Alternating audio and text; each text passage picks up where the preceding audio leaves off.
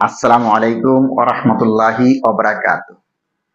এক যাযাবর হুজুর পাক সাল্লামের দরবারে হাজির হলেন একটা মৃত গুইসাপ হাতে নিয়ে।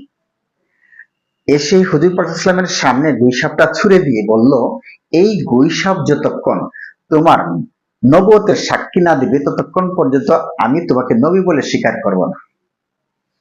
তো চিন্তা করে দেখেন, একটা গুইসাপ তো আবার মৃত, সাক্ষী দিবে হুজুর পাক সাল্লামের নবুয়তের। তাই হুজুর পাক সাল্লাম জিজ্ঞেস করতেছে, হে গুইসাপ। তো সঙ্গে সঙ্গে গুইসাপ উত্তর দিল, লাব্বাইক আল্লাহ রাসূল, আমি লাব্বাইক। বলল যে তুমি কার ইবাদত করো? তো গুইসাপ উত্তর দিল, যে আল্লাহ আসমান বানিয়েছেন, জমিন বানিয়েছেন, জান্নাত বানিয়েছেন, জাহান্নাম বানিয়েছেন, আসমান জমিনের মাঝখানে যা কিছু আছে সবকিছু যিনি বানিয়েছেন, আমি তার ইবাদত করি। আচ্ছা বলতো আমি কে?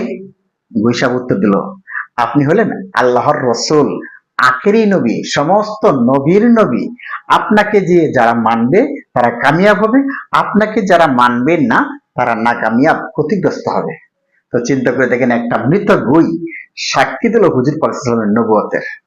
আল্লাহ তাআলা আমাদেরকে নবীর তরিকা মানার চলার তৌফিক দান করুক। আমিন সুম্মা আমিন।